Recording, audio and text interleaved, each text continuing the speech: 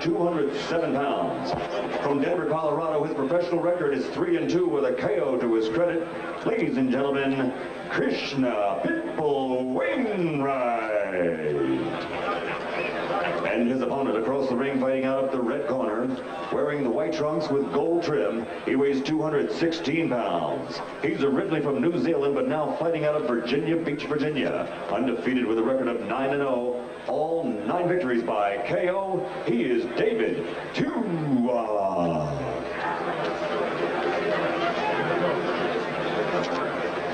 Okay, I spoke to both fighters in the dressing room. I'm harshing again. Obey my commands at all times. Shake hands and good luck.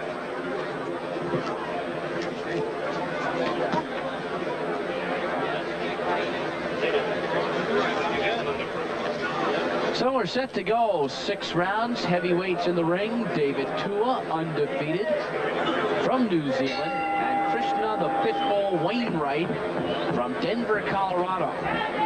Wainwright is in the black trunks and Tua in the white trunks with the gold trim. Tua's like a fire plug with a nuclear left hand and an awfully powerful right hand. They're all powerful. Tua 9 for 9 with 9 KOs and 9 pro fights. He was born in Samoa, native of New Zealand, and now in Virginia Beach, Virginia, so he's got quite a travel schedule. He's got a good corner, too. Lou Duva and George Benton are working with Tua, and if you notice, Tua doesn't wear any socks in his shoes. Another heavyweight used to do that, if you ever remember. That's right. Krishna Wainwright comes off a loss in September to Everton Davis in California. He is 3-2, has 1 knockout. We might get to see how powerful David Tua is, because it's chilly out here. Neither guy has any sweat on his body. I'd like to see if you can knock a guy out without really being loose. Both fighters very compact. He's got pretty good bounce to start out the fight. A lot of young kids don't learn that in boxing. They don't learn the jab. They don't learn how to keep their feet when they land a punch. That's where all the power comes from, right up through your legs, through your body. If your feet aren't planted, nothing happens. Wainwright throwing out that left hand, but it's really not landing. He's not trying to throw it as a jab. He's just kind of pointing it out, and that's not doing much help. Well, you said about balance. He's on his toes and moving. He knows. He can smell the power of David Tua. He's staying away from him.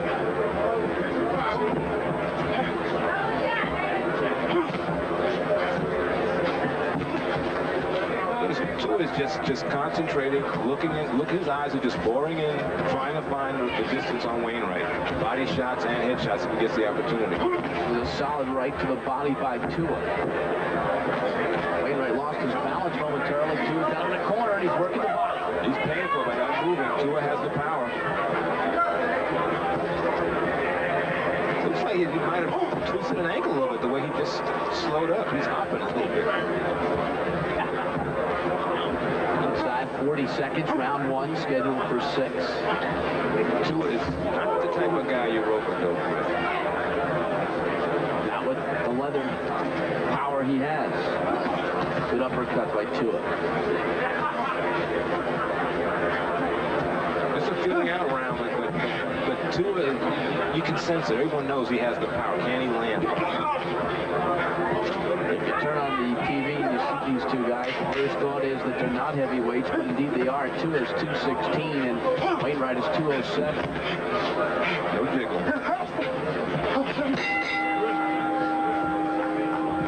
Round 1 of the books. With different people. The players just keep changing positions. They do. Second round of the 6-round bout. David Tua, white trunks, gold trim. Krishna Wainwright, black trunks.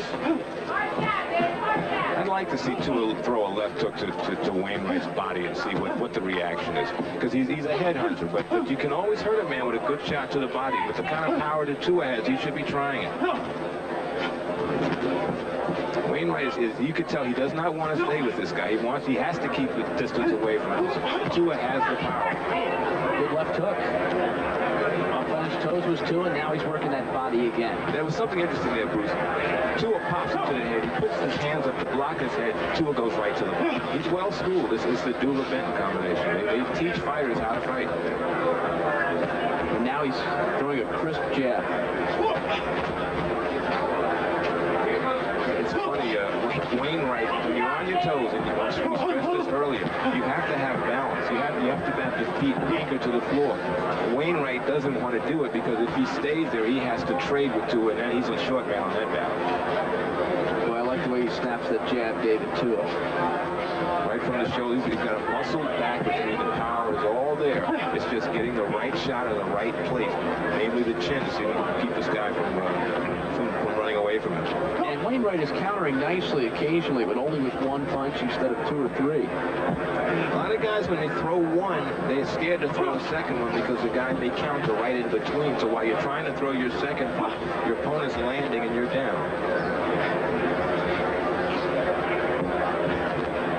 Tua straight ahead. And there's a left hand that continues to push back his opponent. So Wainwright is moving on those toes, but it's exclusively backwards. It's called defense. But it's defense with no offense. It's one thing to move away from a guy that you should be throwing punches in the process. He's not really doing that. It's just a slow process by Tua to try and wear him down. He can't seem to take him out with one solid shot, so he has to do the dirty work in boxing. You have to work the body and then bring it up to the head.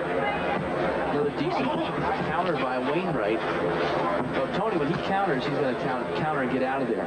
He doesn't have the power to make Tua respect him. He can pop him, but nothing happens. Oh, there's a nice little short uppercut by Tua.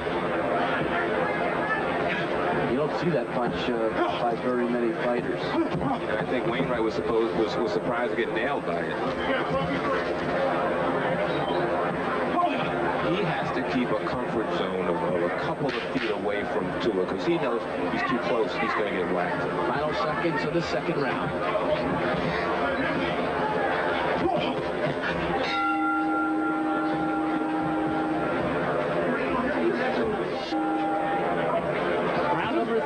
Scheduled for 6, so we heard during the 3-minute break, David Tua's corner instructing him to just jab and continue to work in that regard. And I thought that Georgie Benton, his tone is therapeutic for a boxer. It's just so methodical and melodic, and you're in that corner of deep rest, and he's just talking slowly, and you catch your breath, and you have a chance to absorb. That's what makes him such a great trainer. He's a professor, and we're listening to him. I'm saying, gee, he's right.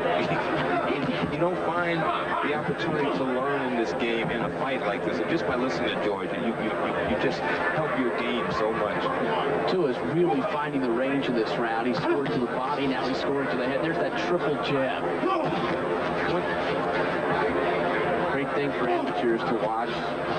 Fighters double and triple up with a jab, and you're backing up an opponent still just throwing a flailing one little jab. You know what's also great about this? He's doing exactly what his corner told him. And so many young guys, in fact, old guys also do not listen to their corner. I mean, that's what they're there for. If they tell you to throw the jab and step away, do it because he sees something that you may not. Tua is following the instructions to the letter. The knockout will come if it doesn't. You win a decision, but you just follow your corner's movement. There is some blood streaming from the left nostril of Tua. And his eyes are a bit puffy, as is the left eye of Wainwright.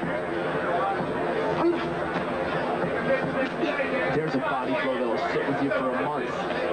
Another good shot to the stomach. One thing Tua should do is just bring those hands up a little more. It's good to throw the jab, it's good to throw the right behind it, but bring the hands back straight and protect yourself. Nice sledgehammer jab by Tua. I like that term, Tony. Sledgehammer jabs. Not many guys throw them, do they? Not many.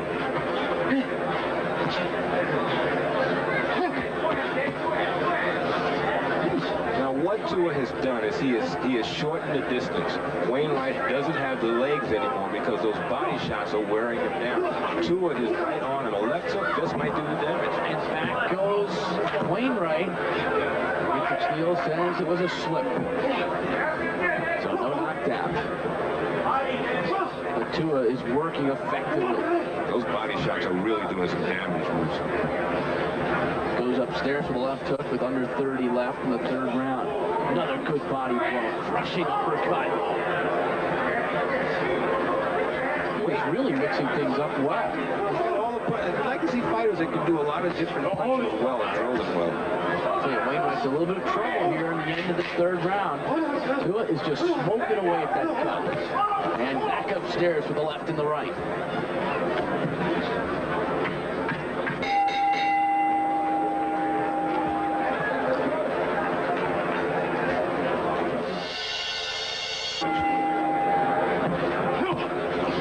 The fourth round of the sixth-round heavyweight bout between David Tua in the white trunks with the gold trim and Krishna Wainwright in the black trunks. Tua unbeaten as a pro, 9-0. We're finding out why tonight. Tua's worked on Wainwright's head, and Wainwright's trying to keep his hands up, but Tua keeps finding that body. The body's not going anywhere. Every once in a while, Wainwright just slips a punch and puts together a decent combination, but it's not often enough to win a round. Well, that's why Tua's young. This is only his 9th pro fight, and he's inside. He's short in the distance, but he's still getting hit. That's why there's a little swelling around his eyes. If he keeps his hands up and was to move that head more, he wouldn't be having swelling eyes right now. I think it's a matter of time, Bruce. These punches are landing right on the head. He's going all for head hunting right now. He is amazingly economical with his punches tonight. And Wainwright is open for that left hook by Tua. It's that leaping left hook he throws with all the power. David Tua, born in Samoa, by way of New Zealand, now Virginia Beach, Virginia, and working with a terrific group in Lou Duva, George Benton, and Ace Barada. Fortunately, he's in a heavyweight division where he'd be giving away 34 pounds or so. It's a really big daddy bow and probably 7 or 8 inches. It's funny. He's almost from the old school. I mean, there's so many tall, big, powerful heavyweights today. The last short, effective heavyweight was Tyson, and people wondered if when he gets out of jail, if he fights again, can he match up with these big guys? Maybe Tua should drop 32 pounds and become a cruiser. Ooh, a crunching left hook by David Tua. I don't think he could lose that much weight, do you? I don't think so. Got a lot of weight in those legs, and they're big and they're strong. The only thing you wish Tua could do if he could throw a little bit more. Right. But with that kind of power, that'll hold his own against most of the heavyweights today, because you can't teach a punch. You can't teach power. Good point. You could put on 30, 40 pounds, and if you could translate it into punching power, you and I would be in there, Bruce. I'm not so sure. It'd be ugly, though. Give me the multi-million-dollar payday. 30 seconds to go in round 4. It's been David Tua's fight since the beginning. He has dominated, and he has put on a pretty good exhibition. We've seen some hooks. We've seen good jabs, solid right hands. He's taking what Wainwright is giving him. When Wainwright blocks the head, he goes to the body. He goes to the body, he goes to the head. But he's just moving around. I don't think Wainwright can figure out what punch is going to hit him with next. He just knows he's getting hit. Final seconds of the 4th round.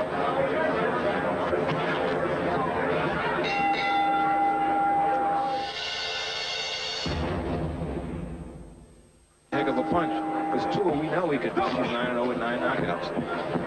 Round number 5 of the 6th round light heavyweight bout from Caesars Palace in Las Vegas, Nevada. David Tua in the white and gold trunks. Krishna Wainwright in the black trunks. Sometimes the best thing that can happen to a young fighter who scores a lot of knockouts is to go 10 rounds with a guy you can't knock out, because you know you're winning the fight, but you're learning something. You knock everybody out. When you have to get into later rounds, later in your career, you haven't been there before, you may not be able to answer the bell. You get worried. What do I do now? I can't knock this guy out. Every once in a while now, Wainwright is stopping and pausing, and that's where he's likely to get tagged. It's the old adage, you can run, but you can't hide. As soon as he stops running, Tua's right there throwing punches. Tua doing a little bit of smoking Joe Frazier with some bobbing and weaving. Those body shots are making this Wainwright just suck wind. You can tell those punches get you after a while. If you get pounded on your ribs over and over and over, you're breathing as hard as you can. Tua can sense it, and he's going for the body more. Wainwright continues to circle. He's not throwing any punches. And even Tua has slowed down a bit in this round. You said Tua looks like smoking Joe Frazier. Well, let's see that left hook. That'll be the icing on the cake if he can land a good left hook. He threw one early. But not often. Right. There's a right hand. And an uppercut. uppercut to follow. This guy's got a great combination. It starts with the right hand straight ahead, and then he goes uppercut. First time in the fight you've seen it. I like his body shots. They're right on the ribs. I mean, this guy is going to feel these for the next couple of days. Now Tua heating up again. Minute to go in the 5th. He's just stalking Wainwright. Wainwright's legs are gone because of all the body shots in rounds 2 and 1 and 3. You have to look long term. Well, that right hand was a definitive blow, and it just dumped Wainwright. He's like an archer right now, with only bullseyes being thrown. Tua goes to the head, and Wainwright anticipates it, tries to block the head, but then Tua goes downstairs again. Those hurt more than the headshot sometimes. Wainwright's a little wobbly right now. Wainwright countering effectively for a moment, and that's it. Back comes Tua. Another thunderous right hand, followed by an uppercut. So that time he went right.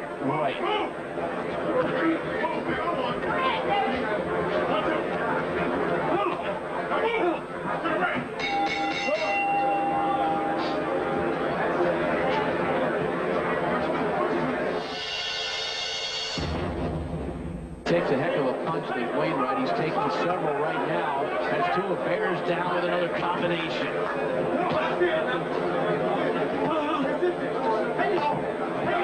Wainwright has no punch at this point to keep Tua off him. He just, everything is gone. The body shots have just pulled his arms down. He doesn't have the power to fight back, and he's like you said, target practice.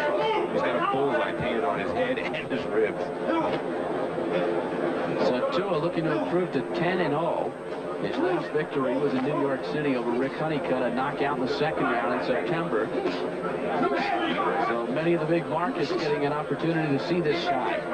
And you're getting to see him learn, because a one-round knockout doesn't do him any good. Sure, it makes him 10-0-10 knockout, but this fight is worth more than 5 one-round knockouts. I don't know, you think we could see him down the road as an opponent for a heavyweight champion or not? He needs some more work. Down the road, yes, if he can learn to just move that head, because it's not a good sign that his face is a little red from a guy that doesn't punch that hard. Because the guys with the big punch in this division, you don't make their face red, you knock them out. He'll be 21 on 11/21, a little bit later this month. He's got a good future, because as we know, the heavyweight division is not ripe with talent right now. He's that second echelon that's coming up, that's a ways away. You know, there's a lot of second echelon. That's true. We're looking for the first echelon. Well, these young guys are still being cultivated. They're not ready yet. The worst thing to do is to rush this guy like in a year from now against a Riddick foe. You ruin his career like that. Let him learn his craft. There's no hurry. Heavyweight champ's not going anywhere. Tua continues to be busy. Pulverizing left hook. Inside of 40 seconds of the fight. He's not missing much at all now. It's like pounding on a heavy bag in the gym. You just throw a punch, you hit it. Amazing efficiency throughout this fight. He has thrown and he has landed. He has thrown and he has landed. It's been a repetition.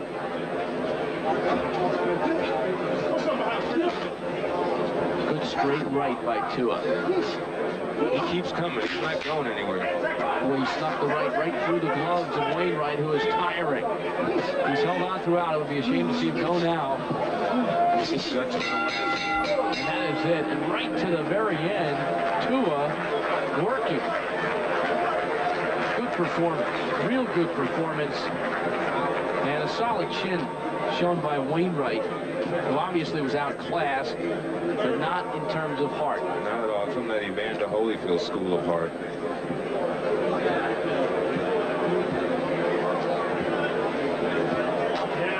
Well, we've looked at a lot of different punches throughout the fight, Tony. What are we going to see here? I like his left hook, because as you talked about Joe Frazier, he has a right on the button left hook.